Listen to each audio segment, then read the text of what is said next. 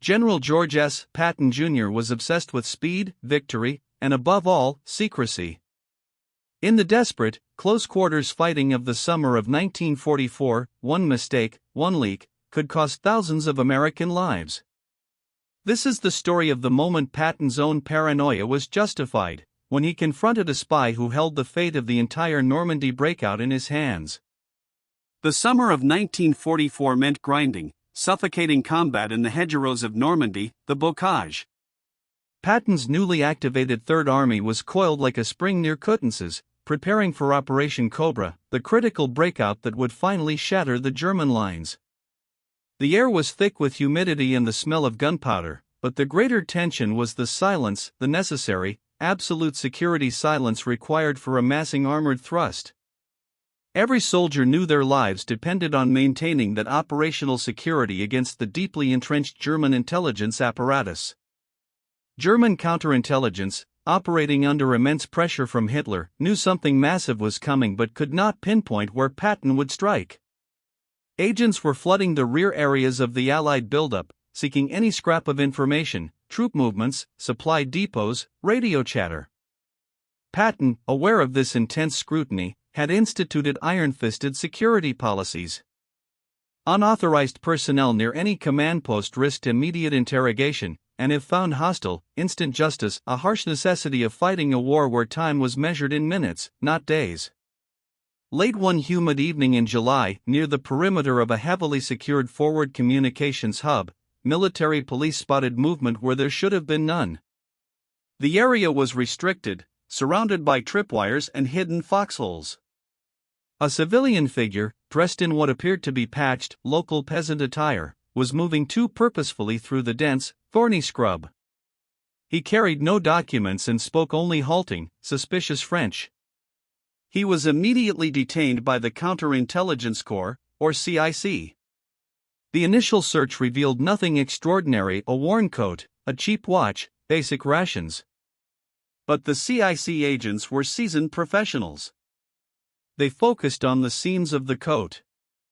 A meticulously stitched panel, far too professional for a simple farmer, yielded a small packet. Inside was a reel of microdot film, containing photographic intelligence and, chillingly, a detailed map fragment showing the proposed route of an American armored division. This was not a random thief, this was a trained operative. The detainee maintained his persona as a frightened local, but his composure cracked when agents noted his boots. They were perfectly tailored, German-made military boots, polished under layers of mud, a dead giveaway that this man had been trained and equipped by the WWII. The stakes instantly skyrocketed. The map fragment suggested the spy had been operating in the area for days, if not weeks, watching traffic and collecting signals intelligence. The security breach was profound, potentially jeopardizing the lives of the entire Third Army. Word of the captive reached General Patton in the early hours of the morning. Patton, who slept only a few hours a night anyway, arrived at the makeshift interrogation facility, a reinforced tent, within the hour. His arrival was announced by the grinding tires of his heavily armed jeep and the grim silence that fell over the assembled MPs. He did not ask for a report, he simply walked straight into the tent, his riding crop already in hand, demanding to see the agent immediately. The tent was hot, lit by a single, harsh gasoline lamp. The alleged spy was shackled to a chair, attempting to look defeated, but his eyes tracked Patton's movements with icy precision. Patton stood inches from him, his face a mask of cold fury. The general understood that in war, a quick lie could kill faster than a bullet. He was looking not for an admission of guilt that was obvious, but for what intelligence the spy had already relayed, and to whom. If you haven't subscribed to this channel, please do so now. It helps us bring you more incredible stories from history. Patton leaned down, speaking in low, precise German, dismissing the translator. He pointed at the map fragment.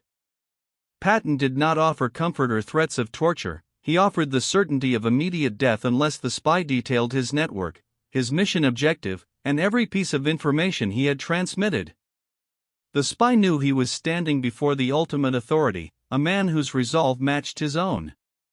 The key to the spies mission was revealed under Patton's relentless psychological pressure, frequency shifts.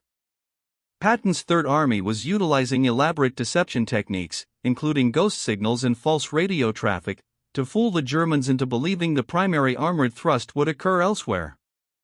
The spies mission was to confirm the real frequency changes that marked the location of the actual Cobra attack axis. If that signal data reached German high command, the entire operation would be ambushed. Time was the enemy. Patton knew that the standard military justice system, slow and meticulous, was ill-suited for this critical moment. The enemy could be receiving the transmitted data right now. The general needed actionable intelligence instantly to determine if the security leak could be plugged before Cobra launched. This moment was less about punishment and more about immediate damage control for the massive armored assault planned for the next day. Under the intensity of the confrontation, the spy finally confirmed he had successfully relayed the signal's intelligence earlier that evening using a concealed transmitter just before his capture. Patton did not rage, he grew dangerously calm. The general issued swift, severe orders. The spy was to be transferred immediately to a secure holding facility away from the Third Army sector, categorized as a priority prisoner, and dealt with under the strictest interpretation of wartime espionage law.